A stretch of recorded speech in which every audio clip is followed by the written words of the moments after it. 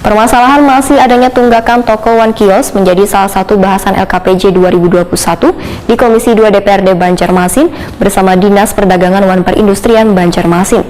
Untuk meningkatkan PAD di Dinas Perdagangan Wan Perindustrian Banjarmasin, maka yang harus dioptimalkan adalah terkait dengan status hukum Pasar Sudirapi karena wilayah ini sudah habis hak guna bangunannya.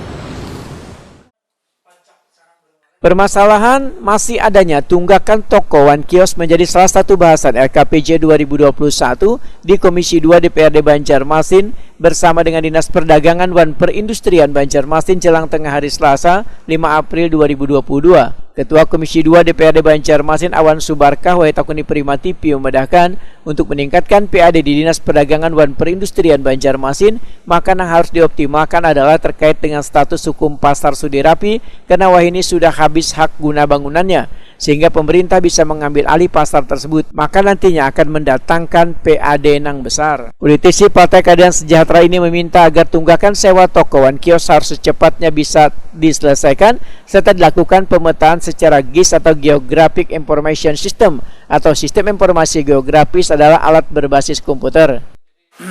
Tetapi secara umum target PAD dari Dinas Perdagangan dan Perindustrian tercapai 101%, ya, artinya target tercapai.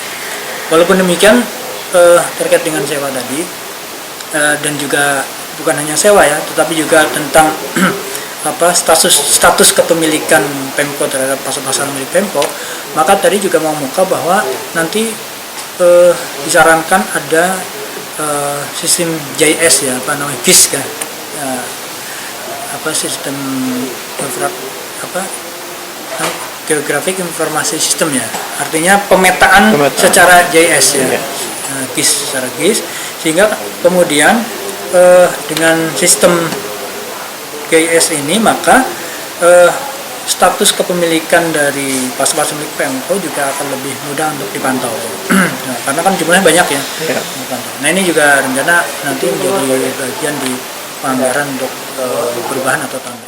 Sementara itu, Kapolres Perdagangan Wan Perindustrian Banjarmasin Ihrom Muftesar mengakui bila masih adanya sebagian pedagang yang menunggak pembayaran sewa toko One Kios. Namun yang terus dilakukan dinasnya adalah pendekatan pada bubuhan pedagang tersebut, baik menemui langsung pedagang hingga mengeluarkan surat peringatan. Masalah kiosnya ada yang masih belum bayar kah penunggakan? Tunggakan. Kalau tunggakan memang masih ada, dan kami dari Dinas Perdagangan dan Perindustrian Banjarmasin tentu terus melakukan upaya pendekatan kepada para pedagang yang belum melakukan pembayaran. Tapi alhamdulillah sebagian besar itu sudah melakukan pembayaran sampai dengan per 2022 ini. Yang belum datanya ada dan kita akan kirim di surat sebagaimana yang sudah kita lakukan SP 1, 2, 3 sampai dengan ke tahapan penyegelan.